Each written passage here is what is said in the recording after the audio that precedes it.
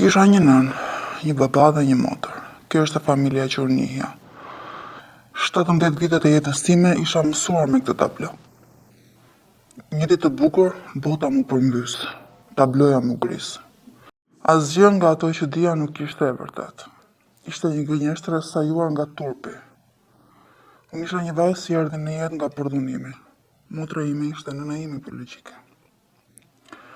Më është dashur shumë punë të arrit deri këtu sa të vije ta flas këtë histori. Askush në shtëpi nuk flet më për këtë gjë. Motra ime, mamaja ime biologjike, është martuar dhe ka bërë edhe 2 fëmijë të tjerë. Ata e dinë që unë jam tezja e tyre. Vetëm ne e dim të vërtetën. Vetëm na. Unë, mami, babi dhe motra ime. Po i shpjegoj me rolet që unë i kam ditur deri vonë që mos ngatrohemi, edhe pse her pas here do më duhet të ndalem tek lidhja reale që ne kemi, por besoj do ta nisim nga historia ime sepse kam parë shumë që kështu e bën. Unë kam lindur në Itali, sot jam 23 vjeç. Ajo që familja më kishte treguar për vajtjen në Itali ishte për arsye migrimi dhe mëtej se ishim kthyer në Shqipëri se nuk e kishim gjetur veten andej. Kemi shkuar në Sicili, kemi ndenjur 2 vite dhe jemi kthyer. Kur u kthyem, nuk u kthyem në qytetin ku motra ime kishte lindur, dhe atje ku jetonin prindrit e mi, po erdhëm në Tiranë, kjo sepse jeta këtu ishte më e mirë dhe motra do vazhdonte shkollën e lartë. Unë me motrën time kisha shumë vite diferencë dhe mendoja mos i pyesja shpesh prindrit pse unë kisha ardhur në jetë aq vonë. Ata gjithmonë thonin diçka ndryshe, ose që Zoti ashtu e kishte shkruar, ose që ata kishin pritur sa të rritej motra e shumë justifikime tjera. Prindrit e mi për mua, ose më saktë të them në historinë që unë dija, ishin bërë prindër të mëdhenj në moshë. Mund të ishin gjyshrit e mi, siç ishin në të vërtetë, por unë dija sikur ishin prindrit e mi. Me motrën kisha 17 vite diferencë. Dhe kur unë linda, mami ishte diku te 40 vjeç. Sot nuk është se do quaj një moshë wow, por dikur po, mami më dukej shumë e madhe kur isha e vogël me ato sikletet e fëmijëve, doja që të vinte motra në shkollë sepse kisha turp nga fëmijët e tjerë. Ata i kishin prindrit e rinj, ndërsa unë i kisha të vjetër. Ata lëndoheshin sa unë kërkoja motrën, më shumë e përjetonte motra ime, po ku ta dija unë të fshehten e errët që fshihnin ata. Që mua më kanë fshehur nga sytë e botës sepse unë nuk isha një fëmijë zakonshëm. Isha një fëmijë ardhur në jetë nga një përdhunim. Më vjen keq. Lëndohem shumë se herë mendoj se çfarë kanë hequr ata nga pesha e paragjykimit, madje më vjen inat si nuk kanë guxuar, si nuk kanë luftuar, se në këtë vend turpi më i madh qëndron mbi një vajzë të përdhunuar dhe mbi përdhunuesin. Më keq akoma. Fëmia që lind nga një akt i tillë duhet të jetojë gjithë jetën me këtë dëmk. Ata më ka ruajtur nga njerëzit se si mund të jetojmë në një shoqëri të tillë. Kjo më ka vrarë më shumë se sa vetë e vërteta. Patjetër që ai ishte shoku më i madh në jetë, por ajo që vjen më pas është edhe më e vështirë, ta pranosh, të jetosh dhe ta luash skenën se kur të mos e merrje dhe e shkuar. Për çfarë? Për paragjykimet, për llafet e botës. Unë jam rritur me pikpyetje, ju thash. Por ja vendosja kuriozitetit të një fëmije, pse prindrit e mi janë kaq të mëdhenj, pse nuk ngjaj me asnjërin prej tyre, as me mamin, as me babin, as me motrën. Madje më shumë me motrën, kisha tek tu ndonjë tipar të ngjashëm me to, por me prindrit që njihja asnjë ngjashmëri. Edhe në shkollë më ngacmonim, por lojra fëmijësh siç bënim në shkollë që ngacmonim njëri tjetrin, duke u rritur dhe duke i harruar këto gjëra sepse asnjëherë nuk kisha dyshuar vërtet tek lidhja që kisha me ta. Ata më donin shumë, si më e vogla e shtëpisë, isha e llastuar shumë, edhe pse pastaj u mbeta e vetmja në shtëpi pasi motra u martua.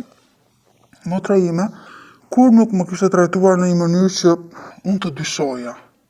Ajo sillej fiks si motra ime. Sot që e kujtoj, kishte disa fiksime, ishte më e fiksuar se mami, me rakosej më shumë, kishte disa instikte nëne që vetëm sot ka marrë vesh të vërtetën e rrita bëj lidhje. Unë isha në vitin e 3 në gjimnaz, jetoja me prindrit, motra jetonte me familjen e saj jo shumë larg nesh me lagje.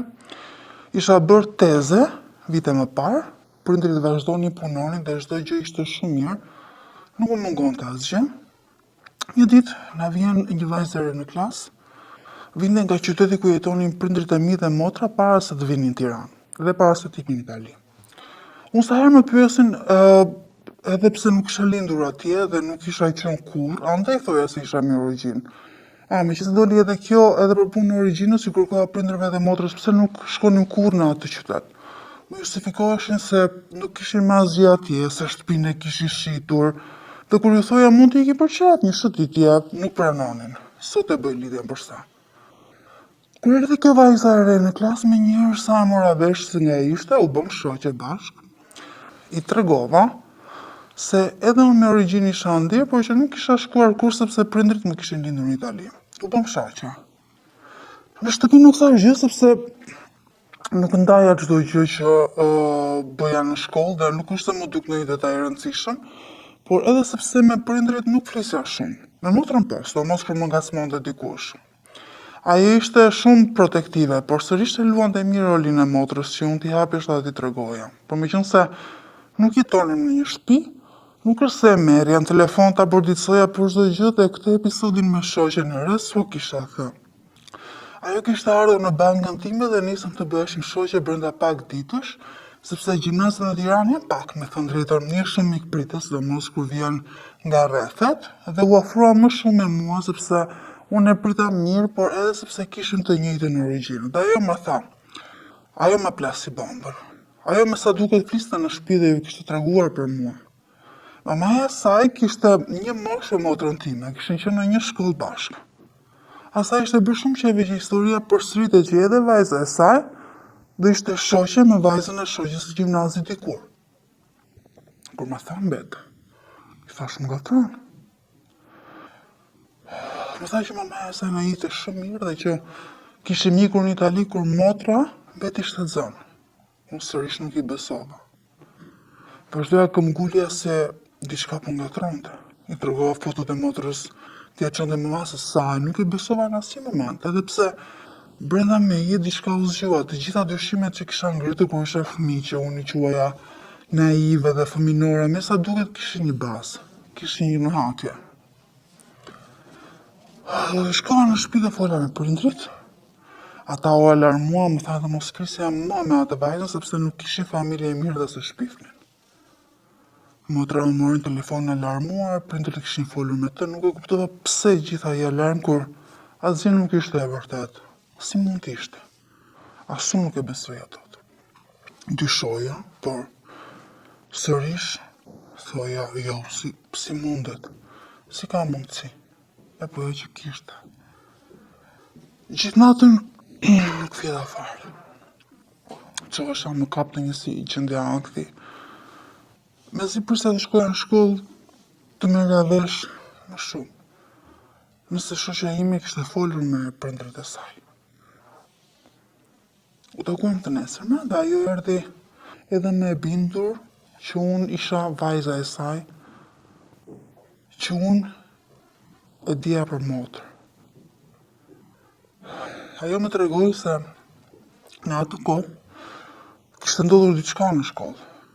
Dhe pas atij episodi, familja ime kishte ikur jashtë për të mbrojtur vajzën, atje ku dhe kisha lindur unë. Falni për emocionet.